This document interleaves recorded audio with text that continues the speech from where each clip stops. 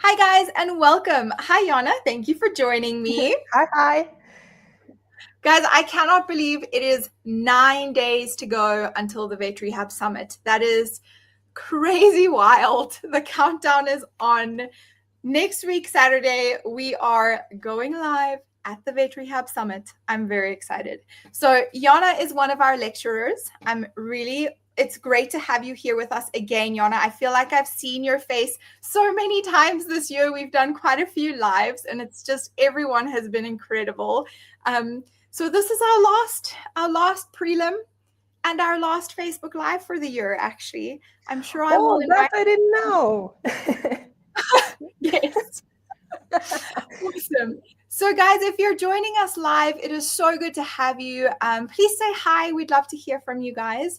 I'm not going to ask Jana to introduce herself today. We're going to get to know her with some fun questions. These are the prelims, so we're doing things differently. Jana, are you ready? Ready. Awesome. So, if you could swap lives with one animal for a day, which would you choose? That's an interesting one. I think I would aim for being an eagle. The golden eagle, to be precise, that lives high up in the mountains, which I think it's quite unbelievable because I'm terrified of heights and I can't even climb a ladder, to be honest. But I don't know, there is just something like magical about being up in the air, I would say, soaring, kind of like that feeling of freedom. I don't think you can experience it quite like that anywhere else. So yeah, an eagle it is.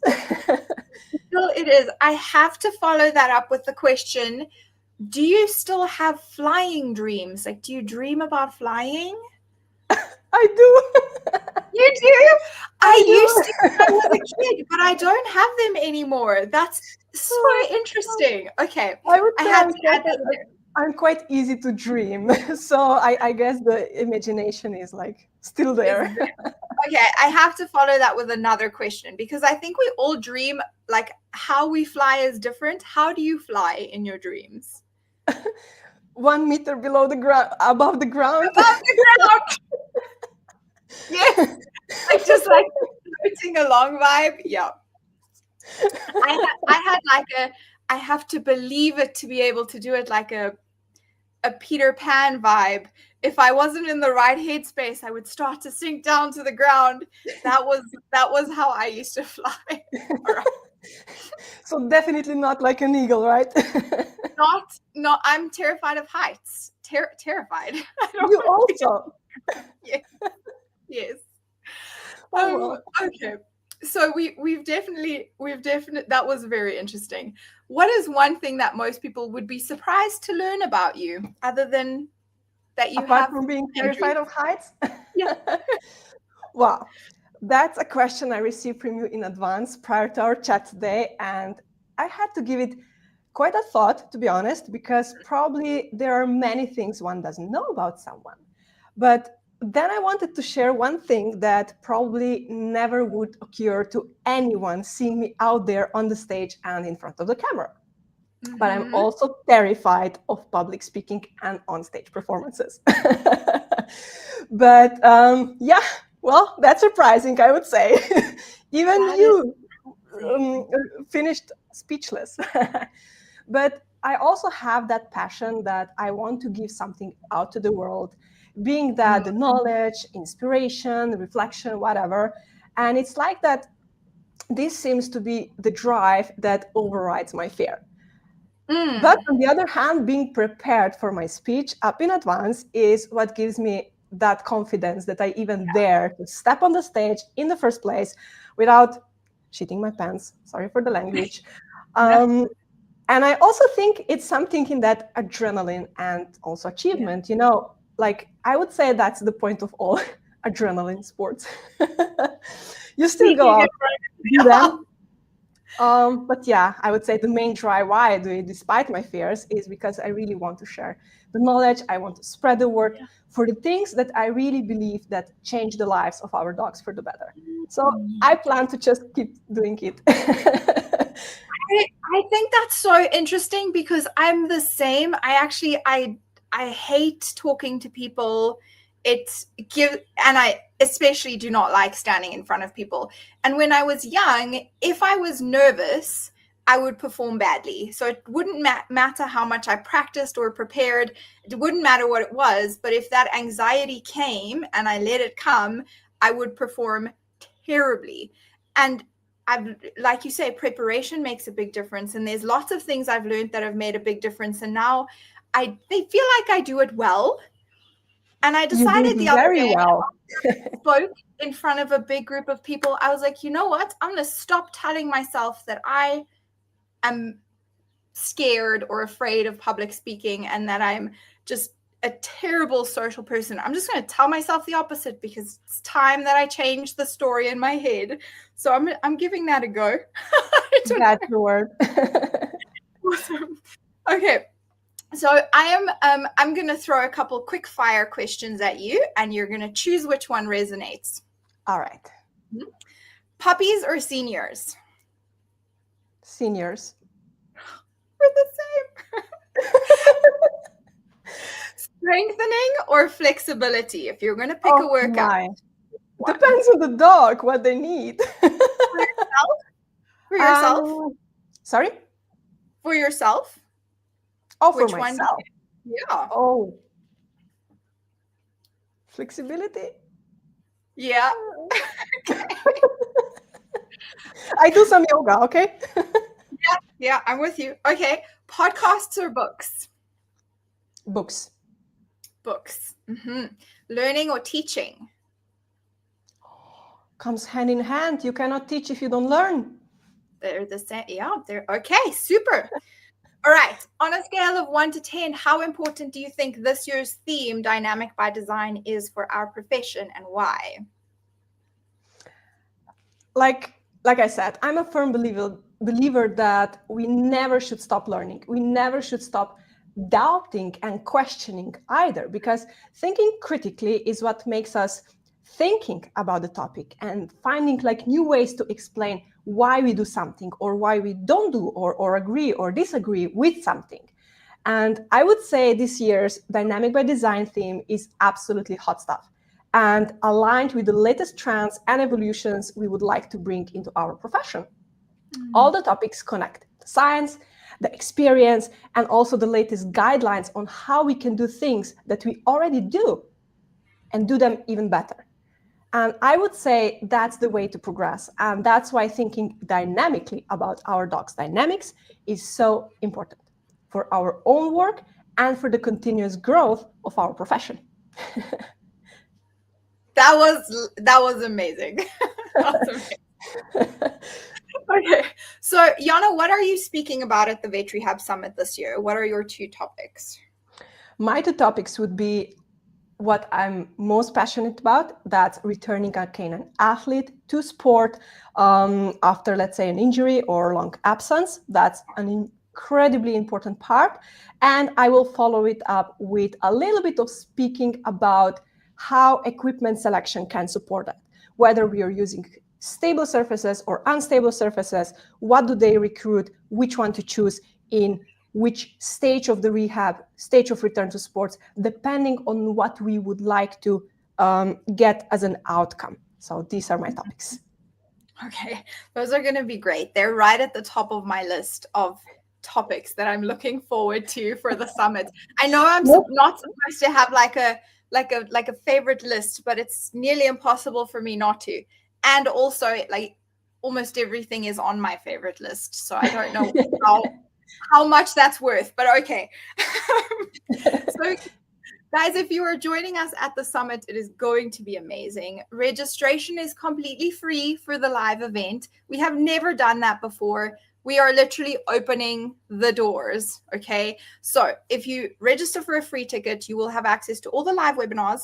I really hope that you join us because you have nothing to lose. There is no catch. The catch is that you don't have access to the recordings, which I don't think is a catch at all. So register for the live event and come and join us. It's going to be so much fun. All right, Jana, what makes returning a canine athlete to sport a delicate or a tricky process? Yeah, returning a canine athlete to sport is such a challenging process because we need to consider so many things. And we never ever have like a straightforward recipe or even path on how to achieve that, because every dog handler team is an individual that needs tailoring of their path that suits both of them. And by that, I mean taking into the consideration the dog's temperament, handler's mindset, their pre-knowledge prior to the injury, the dog's age, weaknesses, strengths, habits, you name it. And then you, as a professional, have to frame it into a digestible plan that will hopefully be clear enough for the handler to actually stay compliant, and for the dog to bring them this so much needed progressive loading of tissues to get them as prepared as possible for the demands of their sport. It ain't easy, and despite I probably had hundreds of bicep tendinopathies I was rehabbing, although there is a framework on how we can approach things, I don't believe that I ever took the entirely exact same approach. And I never will, I believe. And for us as professionals to be able to do that, you need to have a very deep understanding of the whys and the hows behind to be able to adapt and to make decisions on why you adjust something for the team in front of you. And I often feel it's like holding, that spider web together, pulling on all these separate strings while making sure there isn't a single hole made, or at least left being there unnoticed. But like I said, if you know the framework and you know the whys behind, I firmly believe it can give you enough confidence to step in these shoes, knowing that you will be equipped with the knowledge that will allow you to make suitable decisions, to adjust your program, and also to tailor it to the dog in front of you without overwhelming the handler or yourself. And that is what I plan to speak about at this year's summit. That is so good. I was recently at a conference, and the lecturer said that when we really want to take a holistic approach, things get complicated quickly because there are so many things to consider. And that's what you just made me think, is like when we're really trying to do our job well and take into consideration the entire package, the dog, the handler, the end goal, and everything that they need within that space, it gets complicated quickly. And that can become overwhelming for us as professionals. So I'm looking forward to your lecture because I think there's a lot to unpack and to go into there. Okay, so how does progressive loading safeguard us in terms of both recovery and performance? Yeah, first we need to understand why progressive loading. So we know that tissues adapt to the stimulus. We say that they have the ability to compensate, to adapt to the loads we place on them. But it's also important to understand that they adapt to the stress in both ways. So if we add too little stress, the tissues hypertrophy, they lose resilience, they underperform. If we go too slow, the body might never really rebuild the capacity it needs for the sport. On the other hand, if we do too much too soon, we know they break down, we are risking setbacks, even re-injury. Because like I said, biological tissues like muscle, tendon, even bone, they adapt to stress, but they also have their limits. So progressive loading means gradually increasing the mechanical demand on the body over time. That could be through intensity, volume, speed, also complexity. And this allows tissues to adapt safely without being like overloaded or overwhelmed. So what does this progressive loading do? It kind of creates like a safe step-by-step path between initial healing, where we protect tissue and restore movement, and what we call performance readiness. And this is where we demand strength, we demand control, speed, coordination under real-world conditions. And this gives us this controlled way to rebuild strength, restore coordination, and also prepare the dog for the real-life demands of the sport or work that we are returning them to. So in rehab, it's how we rebuild capacity without causing like flare-ups. In sport, it's how we restore performance without compromising tissue integrity. If we skip steps or if we increase load too fast, dogs will start to compensate. They may just slightly offload one limb, they might shift their body weight, recruit the wrong muscle groups to get the job done. And that kind of movement might look functional on the surface, but it's not efficient and it's not sustainable. So progressive loading help us also spot and correct those patterns early while the loads are still manageable. So I would say that this is how progressive loading kind of safeguards both recovery and performance. I really love that. I think that's very valuable. We've been talking a lot about the body's ability to like adapt, which could sometimes mean compensation, and sometimes it's necessary and we need to work with the adaptation and it's a good thing, and sometimes it's not a good thing and we need to adjust and change it. So I think that's really awesome. And obviously in an athlete, we don't want adaptations. We want as close to ideal as possible. So I like that. I like that. Super. When you were talking about, this process of returning the canine athlete to sport, one of the things that I thought about was that even when we understand the foundations and we have a really good grasp of all those elements, when we don't have the skill as a handler or the tools in our toolbox, we remain super limited. So what role does that handler's skill and understanding play in a successful return to sport case? And how do we spot as handlers? Yeah.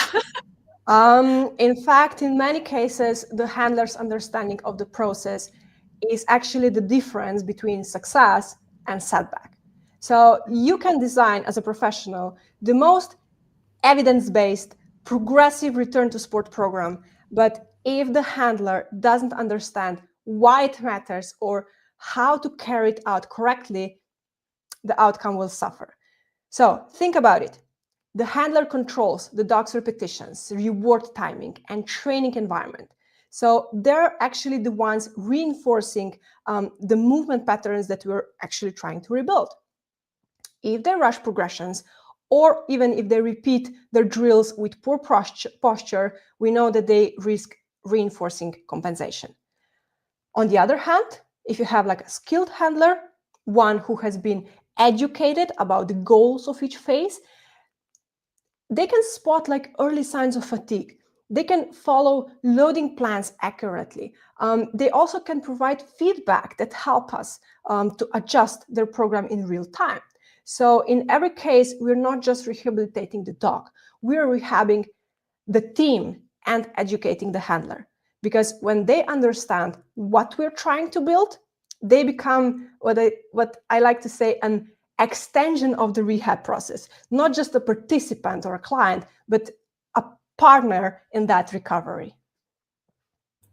I think that's so important, that early, being able to spot fatigue early and then adjust accordingly, because how often do we say, do so many reps and then on day 1 it's fine, but on day 3 it's too much, right? And when the handler can spot that, then they can adjust. And I love that.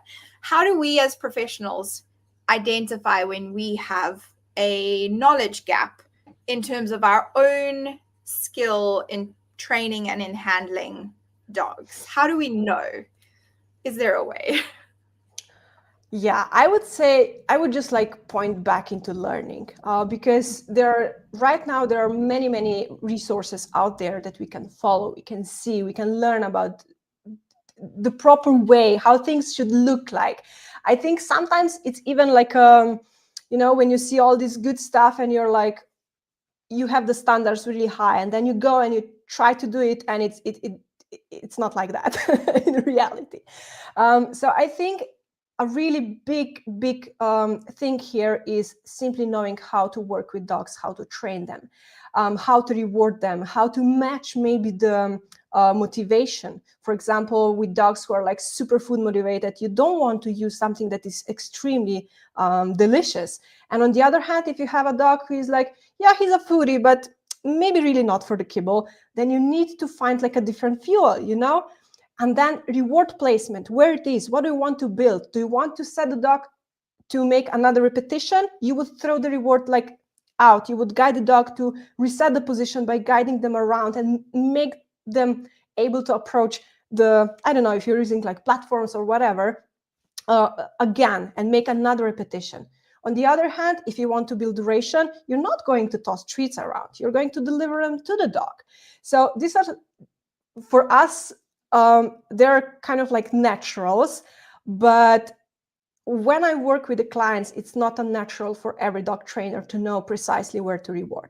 And especially oftentimes if we're having, let's say, an agility trainer in front of us who are more used to work with toys, then it becomes even more challenging because they're not so aware of where the reward is placed.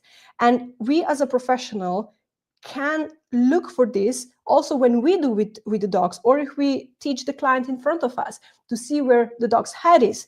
Are they doing the thing that we would like them to do? And it all comes back to the mechanics and understanding which exercise does what do we want to recruit, what do we want to get like as an outcome. And there have been like definitely numerous times where I thought that would be the perfect exercise for that dog for this stage of recovery. I go try it out, maybe I can make it, but the handler dog team did not make it, so I kicked it out of the program, although it was like my top exercise for this stage of the rehab. So that's the adaptation that we need to be ready to accept and kind of like recognize. I love that. Thank you. What is one myth about agility rehab that you would love to bust? If I had to bust like one myth among us as rehab professionals, it would be that once a dog performs like foundational therapeutic exercises well, they're ready to return to sport. So like this gap, yeah, it's right now the dog looks fine, he's not in pain, we did quite some exercises. Now you can gradually begin with agility trainings. Well, we all know how valuable those exercises, like foundational exercises, are. The rock back sits, weight shifts, cavaletti, they're really like the core of our day-to-day work. And there are also exercises that we begin with for sure. But here's the thing. They're necessary, but not sufficient for agility dogs. Because sport isn't rehab anymore. Sport is speed, it's unpredictability, it's like split-second adjustments, and the load patterns that don't really show up in like slow controlled movements. So a dog might perform beautifully in the clinic, like being symmetrical, stable, coordinated, but that doesn't automatically mean they're ready to go and perform on an agility course. So we need to go further. We need to go into drills. We need to go into task-specific patterns, dynamic loading, into sport integration. So not just general reconditioning. So the myth I would love to bust is that rehab ends when the dog has regained strength and symmetry. Because for sport dogs, that's just the foundation. And real readiness really means more than strength. It means that the dog can really confidently execute like all these complex high-speed movements under real-world conditions without compensation, without re-injury. And that's when rehab is truly complete, not before. I love, and like, is that phase ever really done? Like, do you continue on with that through competition? With the maintenance, it's absolutely no. But it's when I call the rehab to be complete, and then we go into the strengthening maintenance of a canine athlete, like conditioning, not reconditioning anymore. All right, guys, if this conversation did not get you excited for the Vet Rehab Summit, then I don't know. Okay. I don't know what to do for you.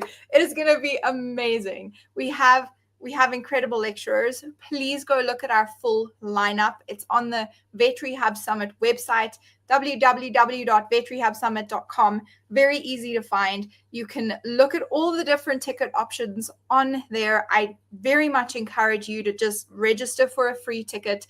Join us live on the day. We have competitions. We have incredible offers from our sponsors. We have amazing lecturers.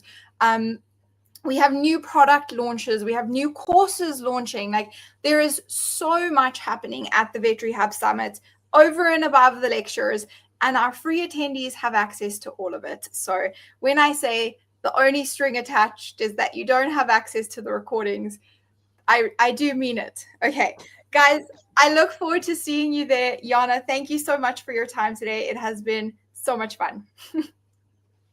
Bye, and see you at the summit. See you at the summit.